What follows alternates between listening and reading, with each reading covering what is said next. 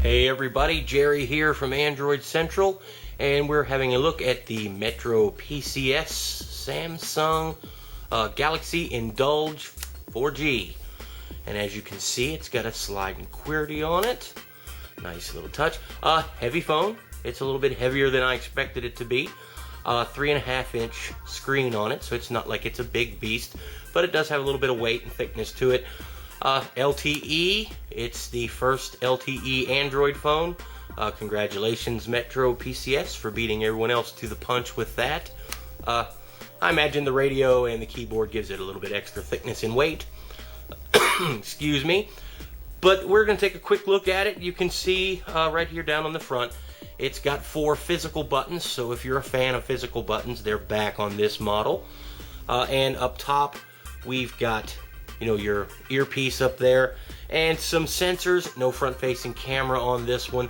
It does have a 3-megapixel camera with no flash on the back. It's not a multimedia powerhouse. We'll see what the other parts of the phone are like while we review it.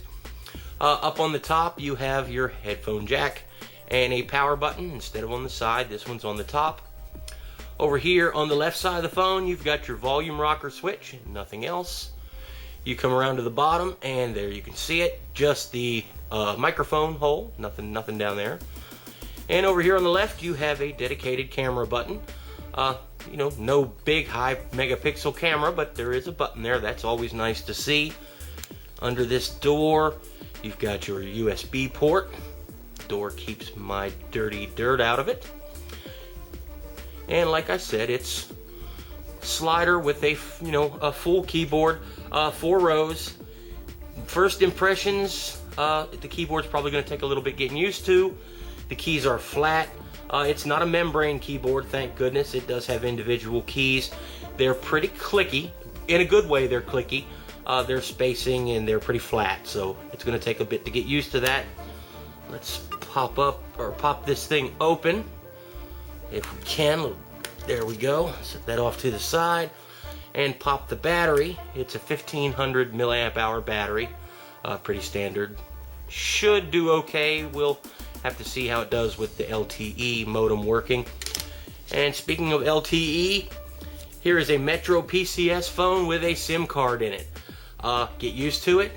CDMA providers are all eventually going to move to LTE, even Sprint. They can say they're considering, but they're gonna. And you're going to have a SIM card in it for your LTE data or data and voice in the future. I would take this out and show it to you, but you can't see it here. I started to pull it out, but right underneath it has in big red letters, "Do not remove." I'm not going to remove it. You're welcome, Metro PCS. I'm not sure why you're not supposed to remove it. That could just be a warning, not to try to run the phone without it in there. But this time of night, I don't have anybody, to ask. So on the safe side, we're not going to pull it out. Looks just like a regular SIM card that you'd see on AT&T or on T-Mobile. Let's pop the battery back in this thing and put the cover on. There we go. See, it says 4G right on the back there. Metro PCS is breaking into the 4G market. Get her started up, and we'll set it like this. I want to be quiet here for a second so you can hear this. Come on. Metro PCS.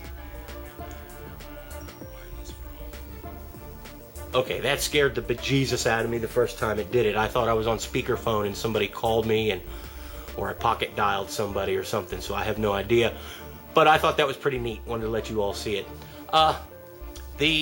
It's 2.2 Froyo, and it's got a 1 gigahertz Hummingbird in it. RAM, I haven't got an exact answer whether it's 384 or 512. Right now, I'm going with the assumption that it's 512 with only 384 available, like some of the other Galaxy phones. But I will get an update on that, and by the time this post makes it to the blog, we'll have it in the in the text. We'll have exactly how much RAM is in it. I didn't want that to keep me from showing it to you guys here a little bit. Like I said, it's TouchWiz. Sweep the screen to unlock. This should be familiar to everybody by now. there's not much more we can say about it. You've got, shortcuts, standard Android shortcuts you can put on there. Widgets, there's the clock, a couple TouchWiz widgets, Mocoscape, that's some carrier wear that's put on there, MySpace, power control. Program monitor, I did want to show you guys that. Shows your active applications and the state of your CPU. That's okay, I don't mind that. But when you touch it, it goes straight to a built-in task manager with a twist. You tap down here for level 1 or level 2 and you can just kill all the tasks. Metro PCS, I predict you're going to be sorry you did it that way, but it's your baby. I recommend if you pick up one of these that you pretend like this isn't even on there. But we're going to do it anyway. 14 applications closed. Notice I had nothing running out of those 14. Maybe 13 of them are carrier bloat. That's fine. But what about the clock or the alarm or things like that? Tells you how much your storage space is used. It could be a helpful program. That really bothers me, this automatic killing stuff. Package size, code, and data. Apparently I don't have anything running. I guess that's because I just killed everything. But I wanted to show you guys that right off the bat so we could all discuss it.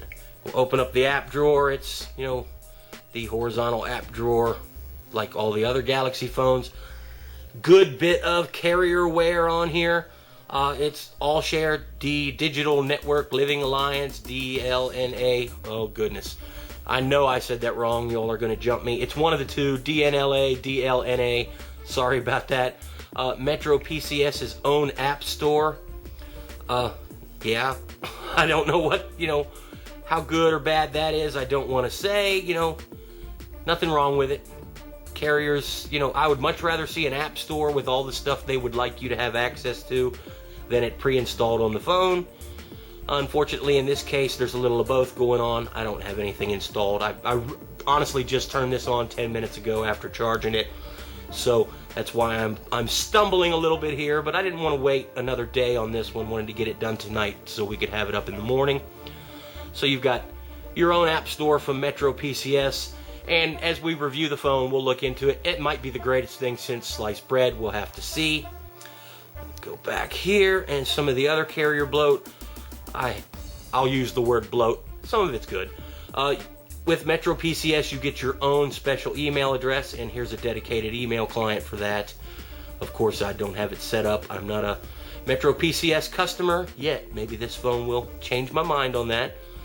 But, you have your Metro mail. You can also collect mail from other mail accounts and set up your own, whether it be Exchange or Pop and IMAP. So we'll take a look at that a little bit further down the line. IM and store messaging. It's a Metro PCS messaging client that you can set up to Windows Live, AIM, Yahoo, Twitter, and Facebook. Do I really want to exit? Yes, that's why I pushed the button.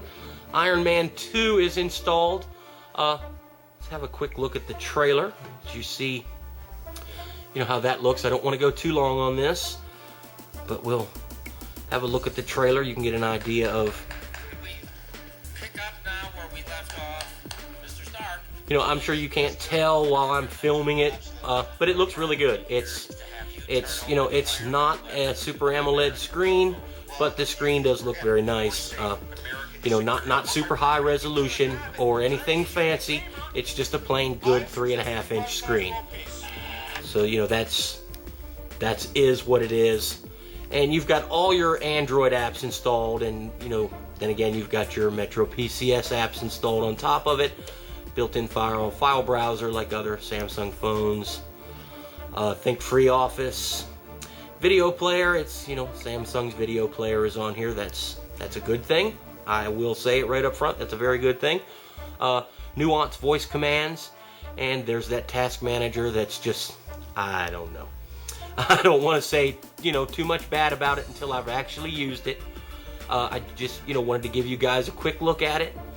It's a Galaxy S with a little bit smaller screen and not the Super AMOLED. with the keyboard on it. It looks to be a nice little phone. We'll definitely check it out and let you all know more about it in the review. You all take it easy. I'm out of here.